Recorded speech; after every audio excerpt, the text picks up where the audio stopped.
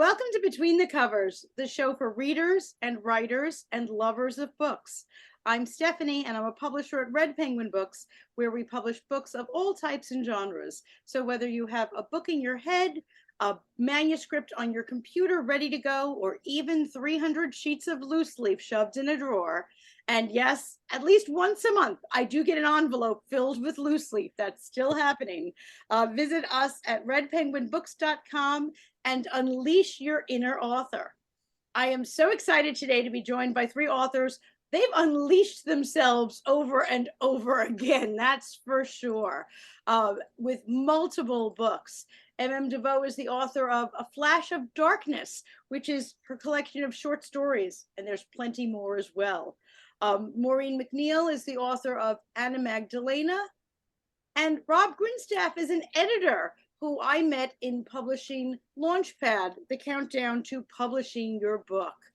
But we'll first meet M.M. DeVoe, and our author writes of A Flash of Darkness. The dark, challenging stories of A Flash of Darkness represent some of M.M. DeVoe's best stories, written from 2005 to the present. DeVoe juggles literary fiction with fables, science fiction with horror, pagan satire with the fantastical. But what shines through is intelligence and daring. She leaves you wondering what is real and what is unreal. Dive into the haunted atmosphere of Shudder, lingering on the outskirts of horror past or horror be. Tastemakers satirizes a modern obsession with life as performance art. The Mayor of Flashback is pure literary fiction that intertwines memories of 9/11 in Manhattan and the elastic bonds of marriage. Take is a frightening peek into a domestic world where keeping an eye on the children may not necessarily be for their safety. A Rose delivers a knockout punch of shifting fables and narrators that shows in a single story what this author's imagination can accomplish. M.M. DeVoe is also the founder of the literary nonprofit Pen Parentis, a process described in her memoir, Productivity Guidebook for Writers Who Are Parents, Book and Baby. I'm so delighted to introduce you to author M.M. DeVoe. Thanks for joining me. Thank you. And thanks for joining me again. This is a really good reason why you love your editor, because they write this stuff and you're like, wow, that's I know. I just sit there and say, wow, I want to meet that person. Yeah, like my acquiring editor wrote that. I'm like, wow. Wow, they did a great job. And not only did I want to meet you, but now everybody wants to read that book, because I hope so. That was fabulous. Well, last time you were here, you and I were talking about Book and Baby. So this is it's a total like 180. Yeah, no, like totally different than Book and Baby. I think when we filmed, you were wearing like a pastel shirt, and we had like, it was up and all. Now I'm like, look at me, this is who I really am. Right, and we were talking about Pen Parentis and moms and parents writing books, and this is a totally different look for you here. Thank you. Yes, it is true. It's a different look, and it's a different part of me. I mean, I run this nonprofit. I have to write grants. I have to do Excel spreadsheets. And that's not very fun. It's not very creative. I like talking to the authors, and I love inspiring people and getting them back on creative track. That's really, honestly, that's why I do it, because the spreadsheets is not my but like, it's kind of fun because it's not, like Hair Club for Men. Like now I'm like, not only did I start this, but I'm also a member. Like I did finally finish and create and release into the world an actual fiction collection that is representative of my own work, that as a creative human being, which is like, look, it works. It takes a little bit of time if you're actually running the organization, but it does work. Yes. How does it feel that it's done, that it's out there? It's very weird. I spent all day today planning the book launch party, and it's already launched. Like the book came out in April, and I'm like, okay, I actually have to I have to throw a party. Like, it's going to be fun. It's going to have like really cool things. Oh, I like that. And I'm all for a party, whether the book has been out, a day, a week, or, 5 years later, have a party. Have a party. I actually find people are having the party now because lots of books got launched during COVID. That's true. Yeah, It's that's kind of true. like all those delayed weddings and such. Yeah. No, mine got lodged on a tax day, which I don't know what the point of that was, but it just, and it was great. It was fine. But like, I couldn't throw a party because I was busy.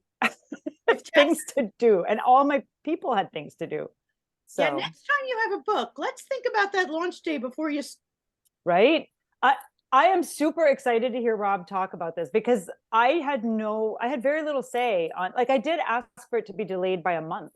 Okay. Even, but right now in this age of being able to release a book with a small publisher almost immediately Right. upon its completion, like it doesn't give any time for the publicity, for like commenting on it and getting people excited about it. Right. It's just out, and you're like, oh, it's out. What do I do? Quick, scramble! Yeah. Like, where's the and party? it's very, very hard because like I can't.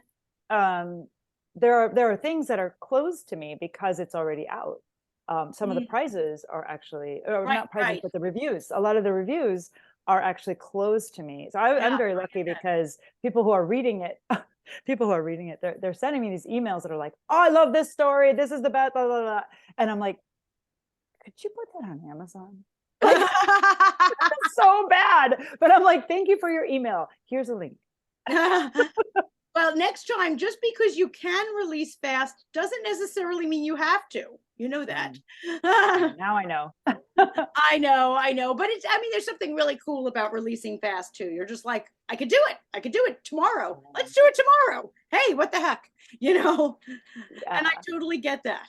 I totally get that. So tell us a little bit about the difference between, because you've written, like, these are short stories, and that's a totally different process. I mean, was that their curation? Is there a cutting room floor? Is there a flow that you're thinking about? Like, bring me into. Yeah, so I loved reading your description. This is a real collection. I'm so sorry to interrupt. This is a true and honest dream come true collection. Like, this is the kind of thing that people dream about happening.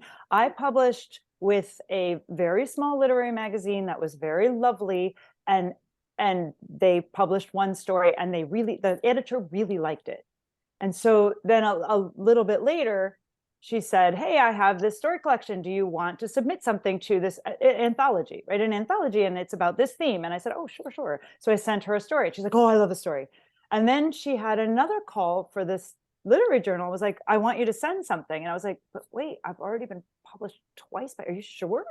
She's like, no, I really like your work. And I'm like, okay. So I sent her another story, which got published. And then her partner also released an anthology, a themed anthology, and asked me for my story.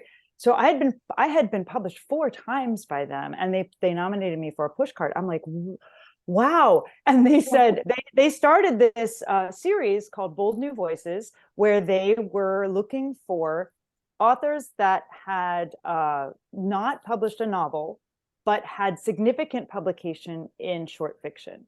And I happen to have, because I have kids and I'm running a nonprofit, a lot of short fiction published and no novels. And so, and I work very hard on my short fiction because I don't have as much, time to. Right. No, I get that. But a lot of my short fiction has won awards or been published in very cool places. And they said, like, what do you have? And I'm like, well, I have this. And I sent off this story collection that I had put together for like a contest once, and they were like, oh, that's very literary. It's beautiful, but it's not what we published. I was like, what? You asked me for something and I had it. Right. And they said, no, I want your weird fiction. Like, I want your strangest, most out there, like, crazy, off the wall stuff. And I was like, well, I do have some of that. And they're like, bring it. And so I just sort of went through my hard drive, and like all the things that were bizarre that I had trouble placing, that were like, everybody was like, oh, that's too literary. No, that's too genre. It's too in the middle. It doesn't fit any like niche. It's like, it's all over. I sent it all to them, and they're like, this is perfect. I love it. It's perfect. And they put it in order, and they did everything, and they wrote the preview. And then I was like, what?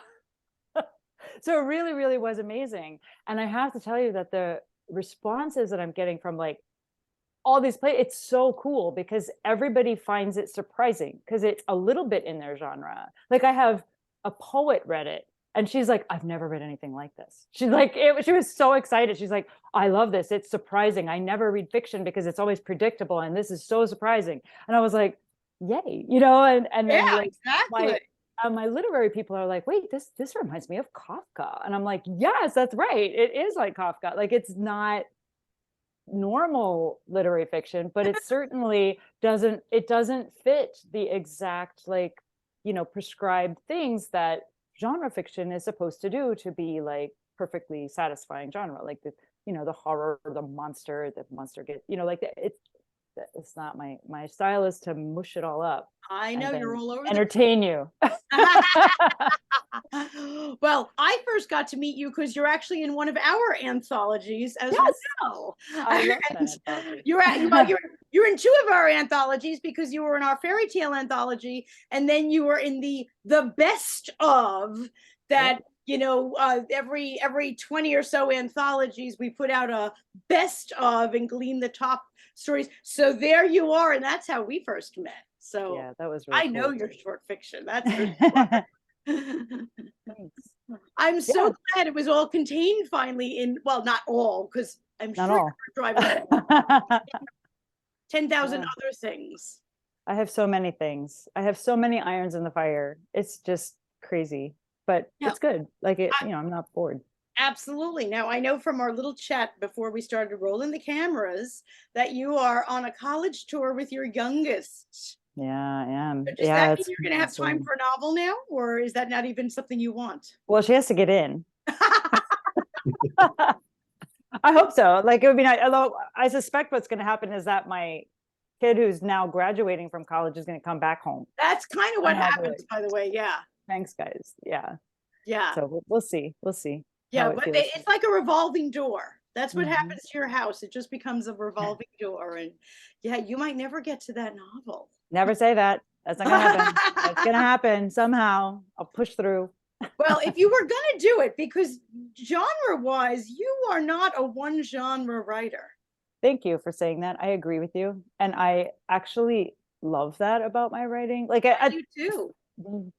When I was in school, it was a problem because people needed to know your voice. But now that I know, like, I can say Kafka and people get it. They know what that is. And if I say femme Kafka, then they really know what that is. It's like domestic Kafka, like women's version of Kafka.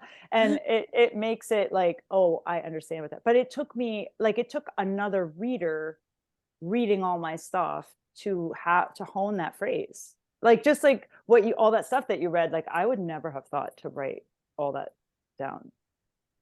And that's why we have an editor on our show today too. It's so good. Yeah. That's why we have an editor, because they're so good at that kind of stuff. But I love that you're not putting yourself in a hole. And I'm almost a little bit nervous if you do have time for that novel. Like, what is it going to be? I know. Yeah, I have a feeling it's going to straddle like 3 different things. And when you do go to publish, your biggest decision is going to be, what the heck category is this? Yes, that's always my problem. Like, they're like, click the genres. Like, here's your 5 choices. And I'm like, pick one. And what's so funny with that is, in reality, there's like 10,000 categories. They only show you on that screen like not even half of them. So you're like guessing blindly. And then all of a sudden you look at your book one day, I don't know if this has happened to you yet, and you say, oh, that's what category they put me in, because they'll put you in a category you didn't pick. Yeah. And sometimes you're happy about that. And sometimes you're kind of like, well, I don't see that, but sure. No, and it's true. And when you're dealing with the covers and like what's going to go on them, you don't always have the review that you're like, oh, that phrase, if only I'd known that phrase, like the Kafka thing is not anywhere in or on the book. It's in the reviews on Amazon, but it's like, oh, that nails it. Like, yes, you got it. Well, maybe you'll have to revise the cover so you could add that version 2 with the cover with a different quote. Exactly. I love the quotes that I got. I really do actually love the quotes that are on there anyway, but it's still like, I don't know. Can you tell me a little bit about your front cover?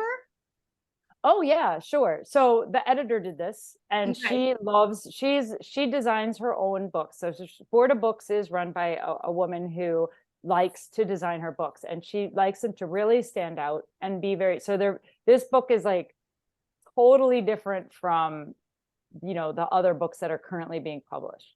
Like there's not, like everybody else has a book that's pastel with like a bold like colored title, like they all look at, you know, kind of the same. This one, if you put it next to them, it's like Very different. what is this?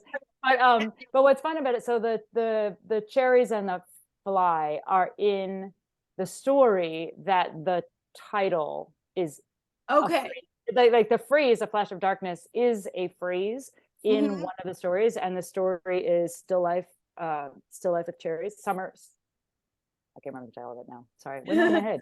But it's Still Life with Summer Cherries. That's what it's called.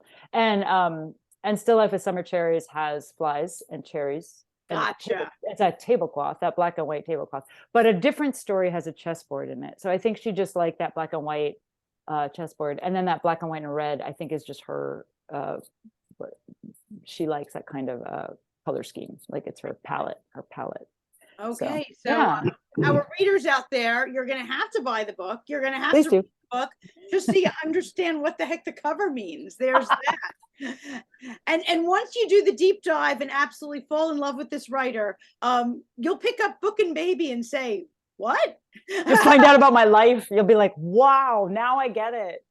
Right. No, that's very, very cool. And then they're going to be going to your salons and your reads and all sorts of things. Give me a little bit about that too, because I love that. Sure. So I do co-host monthly literary salons in which we gather together writers that have kids that have made it, like successful writers that have kids, and we talk about their books and we interview them about their craft and what they do, but we always also talk about, like, you know, how did you manage to actually finish something, you know, like, and it's really interesting because these are established writers. Like we just finished one. We have them all on YouTube now. You can just go and listen. It's on YouTube /Pen Parentis, PENPARENTIS, and they're all there. And it's like really famous. Like we just had Marcy Dermansky and Kevin Chong, who was just interviewed. He literally had a piece come out in Time magazine the day before our salon. Wow. And and he's written, it's like his 8th novel. He lives in Vancouver. And we had David Mura, who is like on every talk show all the time talking about sexuality and also talking about race. And he has a new book out. It's called like The Stories That Whiteness Tells And so very interesting. And Marcy is an amazing novelist. If you haven't read her books, I highly recommend them. They are a quick read. They are so moving and crazy. And her newest book is called Hurricane Girl. And so we just interviewed them, and like it's about an hour, and it's like this on a Zoom, and it's so fun. And if you go live, you get to actually talk to us, and that's really. Oh, I'm so excited that they're available on a YouTube channel now. Yeah, we have one coming up in June 13th. That's on collaborations. So we have 3 sets of 2 people that are working together on something, and so there's a husband and wife team who individually write poetry, but co-edit each other. There's a couple that is not a couple, but a ghostwriter and the memoir writer. So there's a memoir writer, and then there's a ghostwriter. But then the ghostwriter was really very talented and really put a huge amount of effort into the book. And actually now she has a billing sort of on the book. And so it's about their partnership and how that evolved and all this stuff. And they both have little kids, and like trying to co-write something with kids, it's madness. And then the third is Ethelbert Miller. He's a really, really famous poet and thinker. And he and Miho, anyway, he has co-written a book as well with, and like a traditional, we are partners, we are co-writing serious things kind of way. Well, please make sure you share that with share the link so that I can shoot it out to all of our audience as well. I will, for sure. I would love that. You know, it's funny, I'm always looking for kind of connections between our guests, and I was loving that A Flash of Darkness, one of the short stories has to do with someone who is involved in performance art. Well, our next book is all about performance art, and I adore that. Maureen McNeil is the author of Anna Magdalena, and performance artist Anna Magdalena splays her audience open and leaves them begging for more. more life, more freedom, more imagination by redefining family, history, myth, time, and identity. She prompts readers to take action and forge a life of extraordinary beauty. Anna Magdalena is a contemporary novel about the power of art, love, and imagination in its many forms. Reed Bordeaux, a 40-year-old Seattle plumber married to Sergeant Becky Smith, but smitten with Anna Magdalena, a New York City performance artist who retreated to Willapa, a forgotten Victorian town on the Washington coast. With a snap of her fingers, they land in the New York art world with her acquired family. Saxton, her ex-lover, Lulu, his mother, and Lulu's partner, Kermit Fleur, an old master art dealer who takes Reed under his wing. Honey Dearborn and her son Frank, Reed's prickly neighbor in Willapa, drive the story with mischief, mystery, and good fortune, even after their death. But Sergeant Becky Smith has some tricks of her own. While Anna Magdalena provokes audiences with disappearing acts, vows, secrets, and outrageous art pieces that take on New York City rooftops and beds, Becky pulls a fast one. The whole family rallies around Reed, and he is awed as Anna Magdalena clicks her heels. So excited to introduce author Maureen McNeil. Thanks for joining us. Thank you. It's great to be here. And I was floored when I was reading one of the short story descriptions and it had performance art. I said, oh, we have a performance art book coming up. I love that. I love that. Before we dive in though, could you please tell us all a little bit about the art you are sitting in front of? Oh, this? Yes. I am a textile artist. I write for about 4 or 5 hours a day, and then I work on textile for about 4 or 5 hours a day. I'm very lucky to, at this point in my life, be able to do that. So, yeah, I just had my first solo show in Red Hook, Brooklyn. It's up for another few weeks, and it's been great there. Like most of them are like tapestries, 9 feet by 9 feet, and they're all hand sewn. So it's very meditative. The stitch is very much like putting a sentence together, you know, and I do a lot of my thinking while I'm hand sewing, thinking for my books. I love that, writing and textiles. Let me just, for anyone who is seeing this, the show in New York is going on until May 28th. So you'll definitely want to grab this, and I'm going to put this and links to your show. I just wanted to show off some of the beautiful pictures here. I am definitely going to put links to this when this show is airing, so people can, anyone in Red Hook, Brooklyn, or in the tri-state area, you'll definitely want to catch this. Thank you. Thank you. Yeah. So tell us a little bit about Anna Magdalena. I mean, I was drawn in from the first words when I read about her. Yeah. And performance art, that was just an interesting thing. It started as a short story with Reed, the male character in the story, and I was at an NYU writing workshop, and somebody said, I want to see him come to New York. What's going to happen to him in New York? And so I took about 10 years because I was raising kids and working in nonprofits, and I was the director of the Lee Strasberg Theater and Film Institute for many years, and so I wrote a book. I wrote Marilyn Monroe's diary, a fictional diary, because I felt like she needed a rewrite. So I hadn't written and gotten very close to Marilyn Monroe. I wouldn't have been able to come up with Anna Magdalena, but her name comes from Anna Magdalena Bach, who's an unsung artist, and so the two of them fell in love, and I just wanted to see what would happen, and so it's a great love story, and it's all about Reed becoming, letting go of his old-fashioned ideas about what it is to be a man and what it is to, you know, art changes him completely, and it's through Anna Magdalena that happens. Oh, I love that. And I love what you just said. You wrote this because you wanted to know what happens.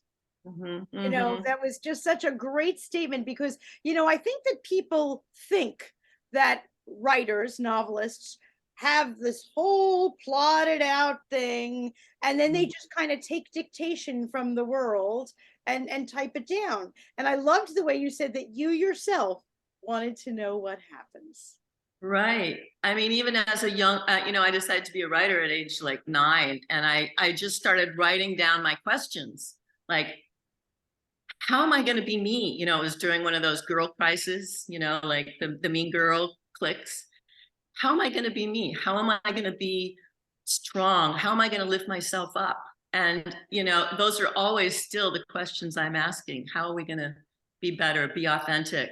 And so it's a big concern. A lot of my jobs that I've had in nonprofit and elsewhere really play into my settings and characters. And so I really draw on my own life for that kind of those innate skills that come through, with imagination and the 5 senses and the memories and emotions. That's kind of how I judge if it's authentic. One thing I was captivated in Anna Magdalena were the actual art pieces. It's performance art, and a lot of people might not even realize what that means if you've never seen performance art.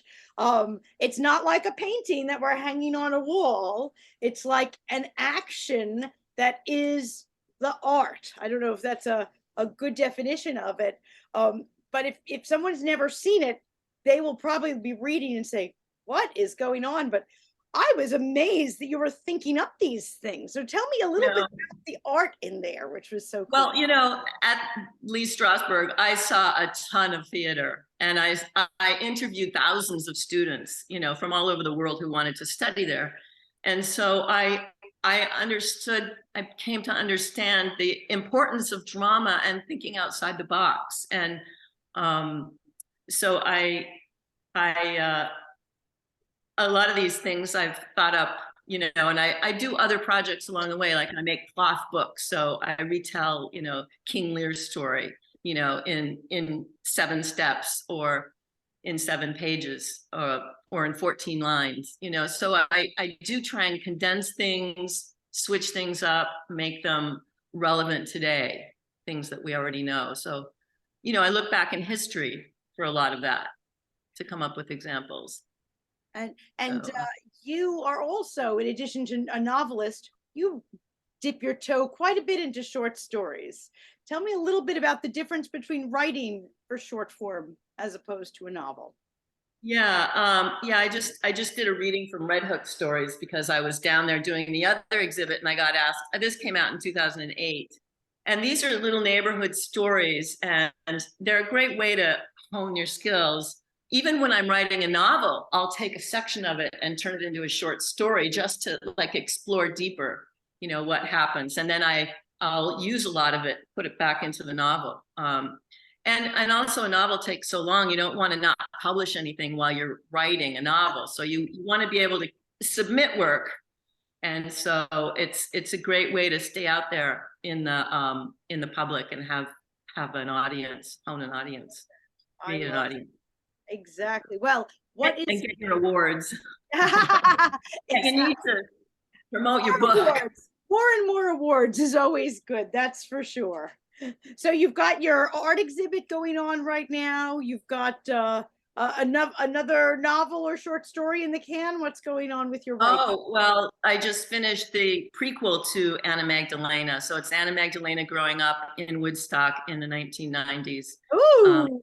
Called Tinker Street, and it was such a joy to write because I knew her, when she's like 40, and now I get to know her when she's starting like at 15 to like 18, 19. Wow. And her transition into New York City as a performance, getting into performance and how she did that. Wow. So that's been really. I so love the way you talk about characters that you're so excited to get to know them as a young woman and just, really it's so personal, and it's such an evolving process. It's not, all at once. You're writing to get to meet them, which is so. Yeah, at a certain point, you have to hand the story over to them.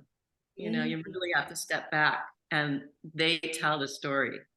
You know, you're guiding and listening, but I think that that's part of the thrill of being a writer. I love that. And you learn from them, you know, you have the experiences that they have. That's fantastic. Well, for our readers and art lovers out there, certainly Anna Magdalena, and you better grab it quick because then we're going to get to meet her as a younger person coming up. Our next author, I was fortunate enough to meet in the publication of this book, Launchpad, the Countdown to Publishing Your Book, just released a couple of weeks ago. And Robb Grindstaff, as an editor, was one of our top contributors to this book, so that we can get a key in on what editors do in the whole publication process. But Robb himself is an author. So besides being an editor, he's a Southern contemporary writer, an award-winning novelist, and another short story author. So we are here, kings of short fiction here. And Hannah's Voice, Carry Me Away, and Turning Trixie are three of his books. So whether you're looking for learning more about writing, help with your own novel, or reading a novel, Robb Grindstaff, author and editor. So I'm so excited to have Robb here. Thanks for joining me. It's a pleasure to be here. Absolutely. Oh, and there's that New York crowd.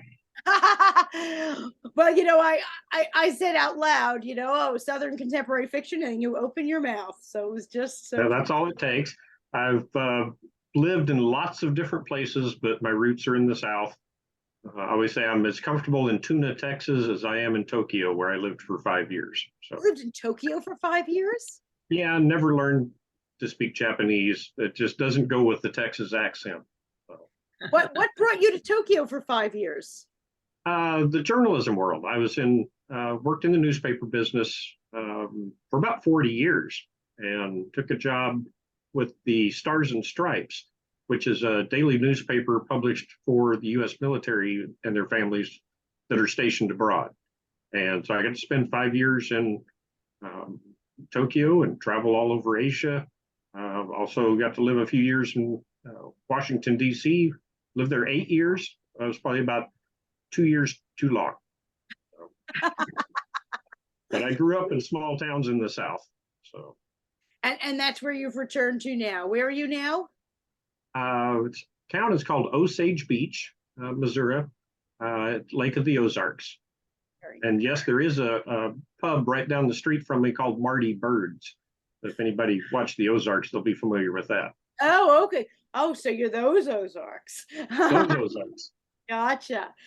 Well, talk to us a little bit about your books first, and then we're going to talk about editing. So your book series, and have us dive in there. Thank you. All right. We'll start where everybody has short stories. Here is, you can see that, Junebug Goddard, Tales from the South. It's a collection of 18 short stories, most of which were written and previously published over the last 12 years, I believe. And then a couple of new stories that were added in. And my publisher decided they wanted to put out that collection last year, came out last May. So it's coming up on its 1-year anniversary. And we put it out at about the same time as a novel that was released also last May. Novel is Slade. And so, you know, just kind of get the short stories and the novel out there at the same time. And then 7 months later, another novel, Turning Trixie, launched. Wow. We were talking earlier about, Emin was talking earlier about timing. I don't recommend that. It was just kind of happenstance. But yeah, it kind of all gets lost in a blur when you've got too many things coming out at once. So I'm looking forward to the next Launchpad book on marketing, because I really need to read that one. We all need to read that one. Yeah. And then you'll probably have to rewrite it a year from now, because everything in marketing is constantly changing, right? Well, that's what I said. You know, the Launchpad series, the first book is about writing, and with all due respect, that is going to be fairly evergreen. The book on publishing, I gave it, maybe 2 years of a shelf life before everything in there was false. The book on marketing, I give it 6 months to a year. Yeah. But in the short story, I really relate to MM on this one, on the short stories. My genres on short stories are all over the place. And there's some bizarre stories. There's one outright horror story. The only true horror story I've ever written, and is probably the most successful short story I've ever written. So everybody said, you should write more of those. I'm like, no, I wrote that one on a dare from a friend who is a fairly well-known horror writer. And it turned out really well, but it's not what I do. But there's some weirdness, that Southern Gothic. All the stories are either set in the South or surrounding Southerners, or not. Some of them are set elsewhere. But that's one of the things. Finding your voice, it takes years, and I think that's my voice. Absolutely. Now, tell me about your editing. Not all writers, of course, are editors. That's an interesting bridge there. And how did you bridge that? Well, I support my writing habit through editing. So it was from my years in journalism. As a reporter, an editor, went into management and the business side, came back as a publisher, and wound up as executive editor for Stars and Stripes newspaper for several years. So that was my background. I always knew I wanted to be a fiction writer. One of the, when you're a teenager, you don't make a lot of good decisions. I made one really good decision when I was 16 years old. I was getting ready to go off to college and major in English so I could become a writer. And at the last minute, I added journalism as a second major so that I could get a day job for a couple of years until I became a rich and famous author, wrote the great American novel. I retired from the newspaper business 40 years later. So that was, probably the best decision 16-year-old me ever made. But I've always wanted to write. I think Maureen mentioned 9 years old. I was somewhere right around there. I knew that's what I wanted to do. And so I've been writing, and then, career takes over, you get married, you have kids and a mortgage. And I kept writing. I would write short stories now and then, never went anywhere. I'd start a novel occasionally, nothing happened. It wouldn't go anywhere. And then about 20 some years ago, a character showed up in my head and she wouldn't shut up. So I had to write down her story as she told it to me to find out what happened, because I didn't know. And so that turned into my first novel written, which I rewrote and revised numerous times, and hired an editor and joined writer groups and, did all the things, read lots of books on the craft of writing. And then while writing the second novel, after having finished the second novel, I kind of was helping out some other writers and found that I had a knack for merging my newspaper background with my, at that point, probably 10 years of in-depth study and practice of writing fiction. And it worked. And so I just started helping out some friends who were authors. They recommended me to somebody else. And I said, well, if I don't know you, I'm going to charge. And it just took off from there. I've been editing for 15 years. I've edited about 200 novels, variety of genres. Some are, agented, traditionally published authors. Some are independently published authors, including a couple who have made the New York Times bestselling list as an independent author.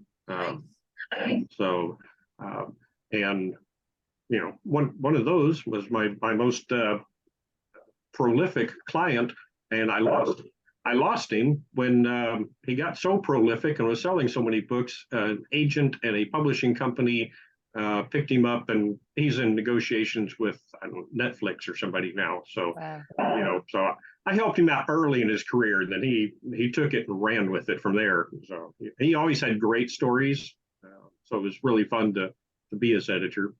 Well, he was able to run with it because of you. So you better get a byline on the Netflix. Oh, I don't know. I think he was already running. He was at least jogging before we ever met. So hopefully I helped you a little bit. Yeah, well, you were the, push over there. Yeah. And so, as an editor, I do, finished novels, but, the author needs to have edited line edits or developmental edits or whatever it is they need.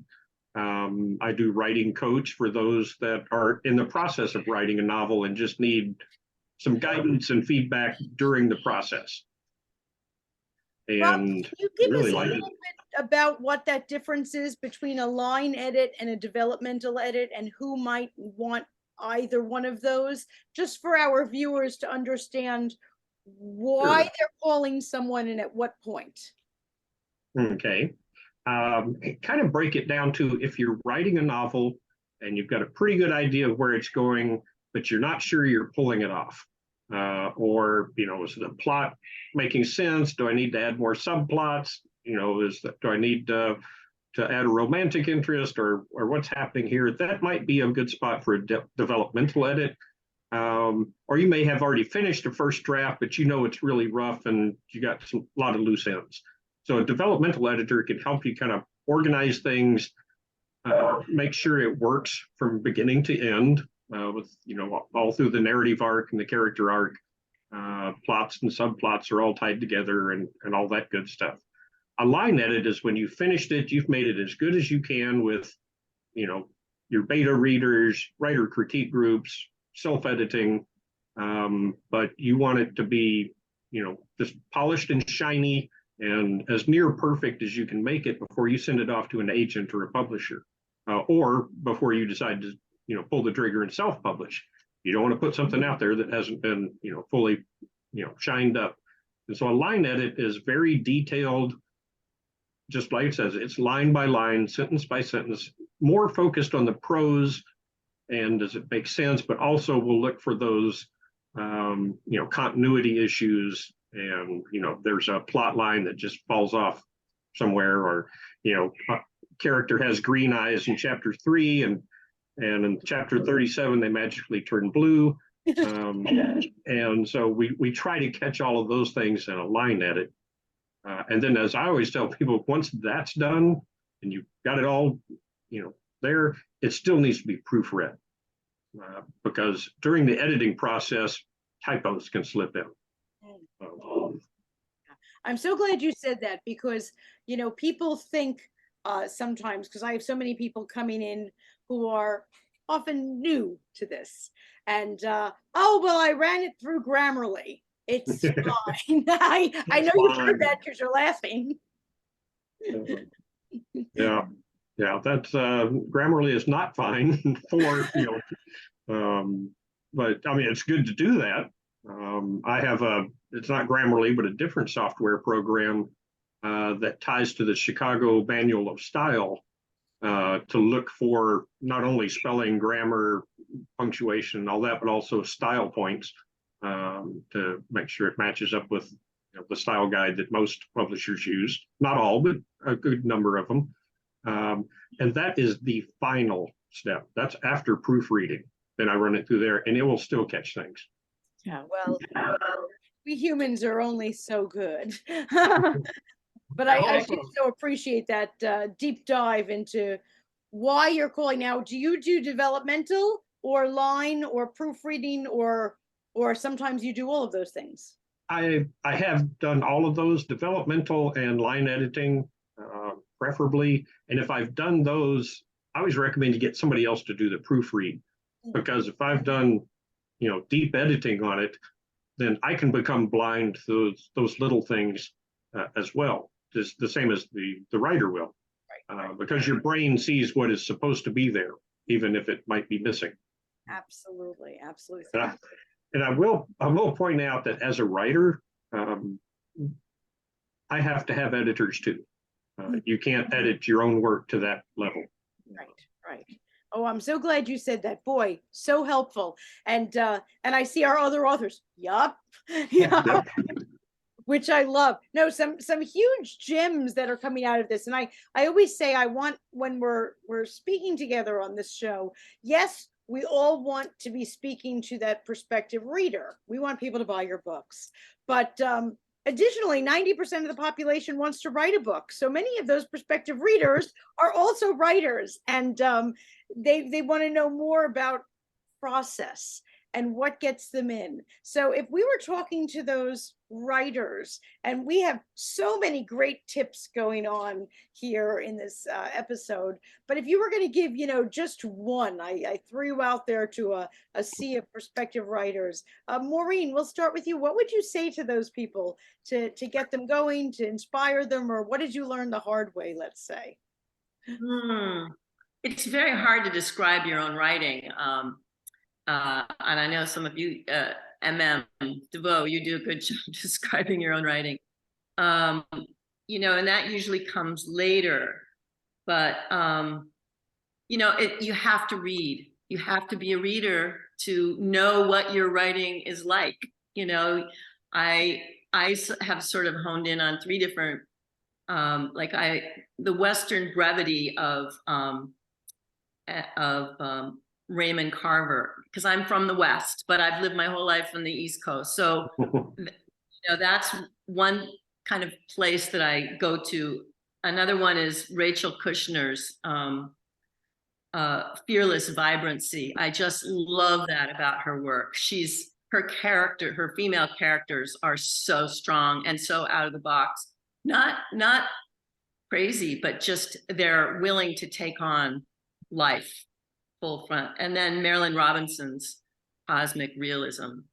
I did kind of a mashup. To me, it's helpful to kind of eventually get a sense of what your writing is like. That's fabulous. And I'm so glad you said what you did about reading. I've met people that think, I don't have time to read because I'm a writer, and you need to be reading. Gotta read. Yeah, no, you should definitely read. And you would be amazed how many people I meet who write and don't read. And I say the same thing. It will only help. Read more, or people who will come to me and say, I was never much of a reader, but now I'm writing this novel. I think, wow, that's a huge jump right there. I'm kind of surprised. Robb, how about you? What would you say to our prospective writers out there to get them started, inspire them, or perhaps something that you learned the hard way over 40 years in journalism? One is, I guess, is grow a thick skin. You want critique and criticism and feedback, and just absorb it all, and then you have to know which advice to take and which critique to ignore. And I can't remember who said it, it's not original with me, some famous writer said, you can't fix a blank page. So write. I totally agree. The first thing you should do is read, but then write. That's how you will develop your voice, how you will unleash your voice. That will eventually come out. You can fix it later. You can refine it, you can revise it, you can reorganize it, delete scenes, write a new scene, whatever. You can do that later. When the story is flowing, just let it flow. And I know every writer has a different process. One that I use, and I didn't invent this, it's just how my brain works, is just shut up and listen to your characters and let them tell the story and write it down. Then you can edit it later. Yeah, no, I adore You Can't Fix a Blank Page. I may put that on my next business cards, that's for sure. MM DeVoe, you are so prolific and work with writers. What would you like to say to them to get them started, to get them going, or maybe just what did you learn the hard way? So I love what both of them have said. 100, really I stand behind you. But I guess I would just add that, once you do have a process and you have some stuff on the page, build your community. Like I think that everybody who's watching this is already starting, like they're reaching out, they're looking to see what there is to learn. I mean, you're not the first person to have ever picked up a pen. There's a lot of wisdom out there. If you listen to Robb, you will get smart things happening. Like, it's like, And I think that, you know, finding your community, whether that's your writing group, whether you take a class to meet other writers, whether you go online and listen to podcasts and start following people on social media and just really interact with them. There's like the hashtags writing community. There's things like the nonprofits that, like my nonprofit obviously has a community for writers who are parents, but like you can find community in lots and lots of places. Even just sitting in a coffee shop, like who's got the laptop that has the writer stuff on? Like who's got, you know, who's got the Dorothy Parker on, you know, sticker? Like you can just sort of like collect people, but it is really important because I think it was Rob who said like develop a thick skin. Like you also need to have those people who you can go to and be like, eighth rejection this today. Like, you know, it's very upsetting after a while. You're like, okay, I'm so glad you like my work, but you're not publishing it. No, I'm so glad. It's great that you liked it. People think that writers are like all alone in a room by themselves, and what you're saying about community, build those bridges, make those connections. Well, and also what Maureen's, I'm so sorry, but Maureen was saying that, like, you know, you can't judge your own, you can't come up with these phrases. None of the phrases that I said out loud, I came up with. Like my editor came up with them, my reviewers came up with them, my friends came up with them. They're like, oh, this is like Black Mirror. You know, I'm like, oh, it is like Black Mirror. You're right. It's Twilight Zone. Woohoo. But I didn't come up with that. I just wrote all these things that don't match. Right. So it's a community effort. I love that. Very much. I love that from you. I would say I'll also add that as a writer, I can't write my own marketing blurbs and copy. Or I'll write a really rough first draft and then my editor or marketing person will turn it into something good. Clients that I've edited, they'll write something rough and I'll fine tune it for them. But I can't do that in my own writing. It's just so hard for us to brag about ourselves. No, that's amazing. And Rob, I love that you play both sides of the fence, but not at the same time. And you know, when you're a writer, you need an editor, and when you're an editor, you're doing it for a writer. And I love that insight. I think that that's so cool for people to hear from you. I just want to remind all of our viewers of your books and where to find them. And for all of our viewers, behind these books are more books, and behind these stories are even more stories. So please do the deep dive with each of our writers. M.M. DeVoe is the author of A Flash of Darkness, collected stories. So there's a whole bunch of different things going on in there. You'll definitely want to grab a copy, and I'll literally just leap through and see where your fingers lead you to see what you're going to open first, because it is quite a cacophony of genres and ideas and things that you definitely want to dive in. Maureen McNeil is the author of Anna Magdalena. Grab it because the prequel is going to be coming out, and because for our art lovers out there, and we are all artists, you definitely want to meet Anna Magdalena. She is quite the character. Robb Grindstaff, who I was so fortunate to meet in Launchpad, the countdown to publishing your book, where he wrote as an editor all the things writers need to know about editing, but his own books are just so amazing as well. So you want to, for our lovers of Southern fiction, grab a copy of some Robb Grindstaff, but definitely follow him, because if you're a writer, you're going to want to meet him yourself. So thank you so much for joining us. And please, like I know I've mentioned, your activities, your events, your writing salons, your art shows, everything. Please make sure you share it with me so I could share it with our Between the Covers audience. Thanks so much for joining me. This is great. Thank you.